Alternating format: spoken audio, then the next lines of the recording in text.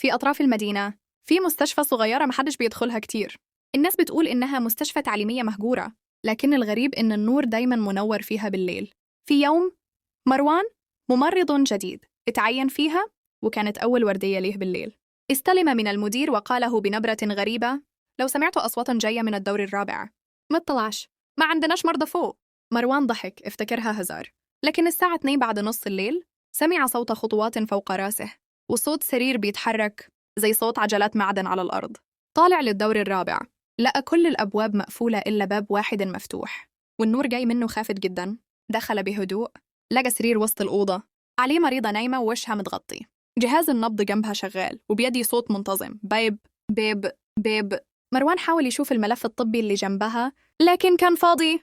كتب اسمها بخط غير مقروء وتاريخ دخولها من سنة 1076، وفجأة الجهاز سكت. المريضة بدأت تتحرك ببطء، ولما شال الغطا من على وشها شاف وشه هو. جري مروان وهو بيصرخ، لكن كل ما يدخل دور يلاقي نفس الدور بيتكرر. اللفتة بتقول كل مرة: الدور الرابع. مروان كان بيجري في الممرات وهو بيتنفس بصعوبة، بس كل ما يوصل لباب خروج يلاقي نفسه راجع تاني لنفس الدور الرابع. الأنوار بقت تومض، والهواء بدأ يبقى بارد جدا زي التلاجة. سمع صوت همس بيقرب منه: ارجع لمكانك يا مروان. وقف مكانه، قلبه بيدق بسرعة. بص حواليه، مفيش حد، لكن صوته طلع من جهاز الانتركم المكسور على الحيطة. الجهاز شغال لوحده وبيتكلم بصوت يشبه صوته هو. راح ناحية أوضة التمريض، حاول يتصل بحد من الأمن. الخط اشتغل ثواني، بعدين سمع صوت ممرضة بتضحك ضحكة غريبة: انت كنت المفروض تمشي من بدري، الدور ده ليه أصحاب.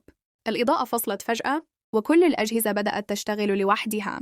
صوت سرير بيتحرك، صوت أجهزة إنعاش، خطوات سريعة، كأن المكان كله صحى فجأة بعد سنين نوم. راح لمكتب المدير يمكن يلاقي أي إجابات، لكن المكتب كان مليان ملفات قديمة عليها تراب.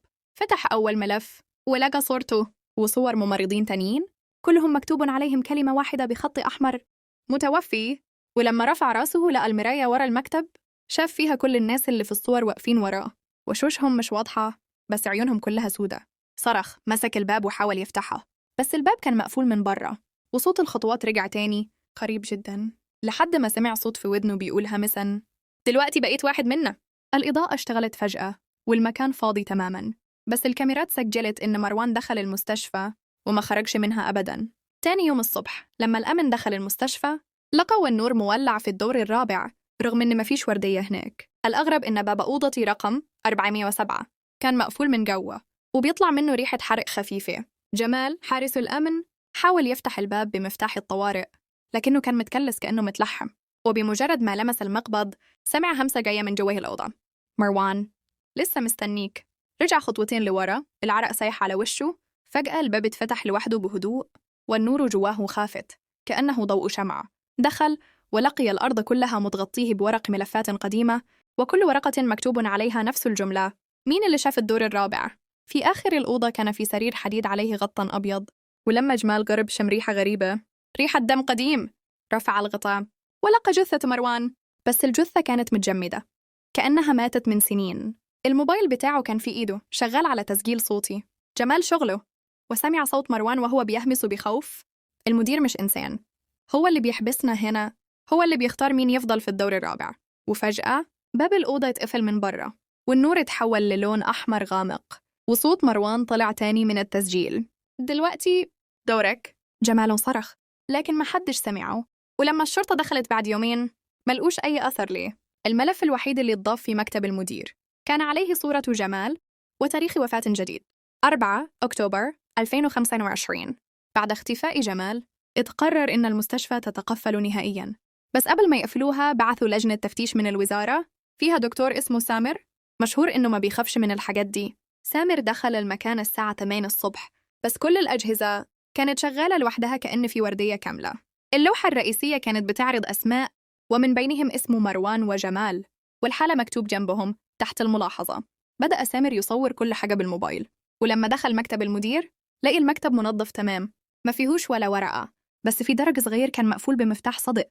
فتحوا الدرج ولقى جوا ملف واحد مكتوب عليه: القسم الرابع التجربة 19. جواه صور مرعبة لمرضى بنص وش ونص تاني متشوه، وتحت كل صورة توقيع المدير واسم المستشفى قبل ما تتقفل من سنين. مستشفى دار النور، تجارب بشرية. في اللحظة دي سامر سمع صوت خطوات وراه. لف بسرعة ولقى راجل لابس بالطو أبيض واقف عند الباب مبتسم. قال له سامر: حضرتك المدير؟ الراجل رد بهدوء: لسه، بس قريب هكون مدير جديد بعد ما تخلص التجربة الأخيرة. الجو برد فجأة والإضاءة قلبت لونها أحمر.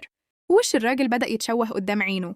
صوت الأجهزة ارتفع والأرضية بدأت تهتز وكأن المكان نفسه بيرفض يسيب سامر يخرج. فتح باب المكتب يهرب، لكنه لقى وراه نفس الدور الرابع، نفس السرر، نفس الملفات، بس صور المرضى كلها بقت صورته هو. الراجل قرب منه وقال: كل اللي دخل هنا بقى جزء من المستشفى، والمدير الجديد لازم يتولد. سامر حاول يصرخ لكن صوته اختفى وجسمه اتصلب زي التماثيل اللي في القاعة الجانبية.